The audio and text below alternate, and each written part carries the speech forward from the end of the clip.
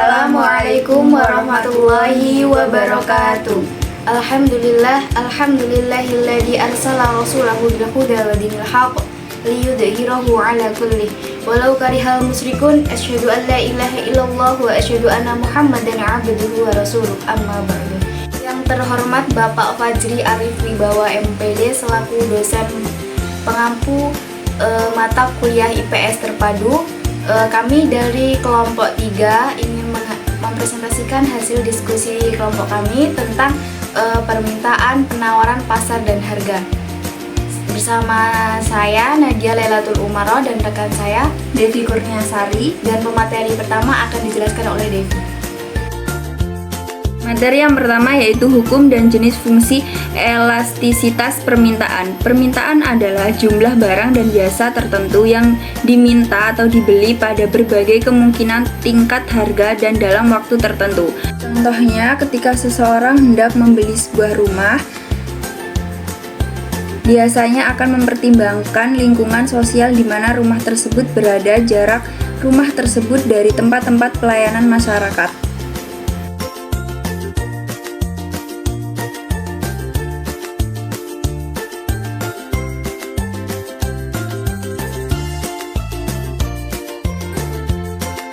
Selanjutnya kita berbicara tentang elastisitas permintaan harga, yaitu ukuran mengenai seberapa responsif jumlah barang yang diminta terhadap perubahan harga. Hukum permintaan menyatakan bahwa kenaikan harga akan menyebabkan penurunan jumlah barang yang diminta.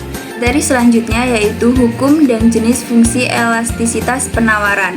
Penawaran adalah keseluruhan jumlah barang yang tersedia ditawarkan pada berbagai tingkat harga tertentu dan waktu tertentu.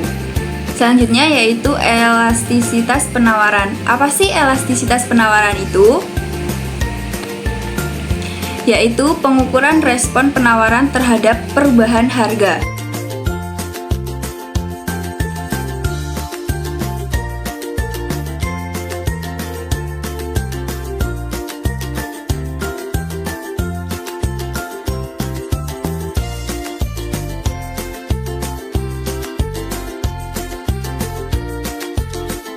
Sekarang lanjut ke materi 3 yang akan saya jelaskan sedikit, yaitu fungsi dan jenis pasar. Sebelum lanjut, kita harus tahu dulu nih pengertian sederhana pasar. Pasar adalah tempat terjadinya transaksi jual beli yang dilakukan oleh penjual dan pembeli yang terjadi pada waktu dan tempat tertentu. Awaludin dan Wijayati 2019 menguraikan bahwa terdapat 3 fungsi pasar. Yang pertama adalah fungsi pembentukan harga. Apa sih fungsi pembentukan harga itu?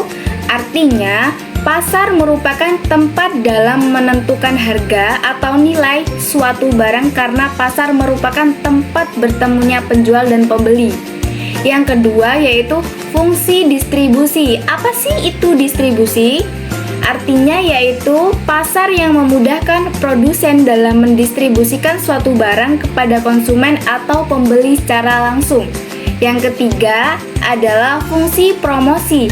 Fungsi promosi artinya pasar merupakan tempat yang paling cocok bagi produsen dalam memperkenalkan atau mempromosikan barangnya kepada konsumen. Nah, sekarang kita akan menjelaskan tentang jenis-jenis pasar. Terdapat 2 jenis pasar, yaitu pasar input atau pasar faktor produksi dan pasar output atau pasar barang produksi.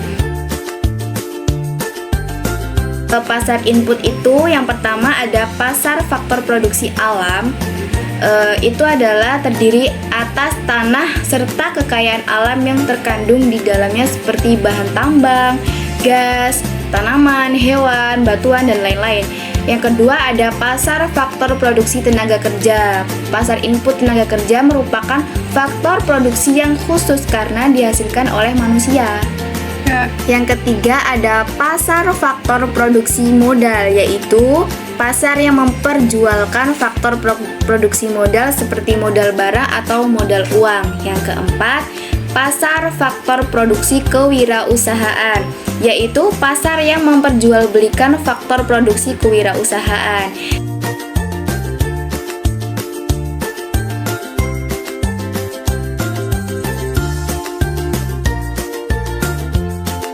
Nah, selanjutnya yaitu harga keseimbangan. Sebelum kita mengenal lebih jauh apa sih itu harga keseimbangan, kita akan tahu dulu nih, apa sih itu pengertian harga. Harga merupakan salah satu variabel yang harus dikendalikan secara benar karena harga akan sangat berpengaruh terhadap beberapa aspek kegiatan perusahaan, baik yang menyangkut kegiatan penjualan maupun aspek keuntungan. Nah, sekarang saatnya kita tahu apa sih itu harga keseimbangan pasar. Harga keseimbangan pasar adalah keadaan di mana kuantitas suatu produk atau jasa yang diminta atau ditawarkan pada harga tertentu berada dalam jumlah yang seimbang.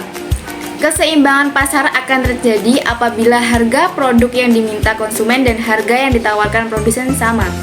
Berikut kurvanya.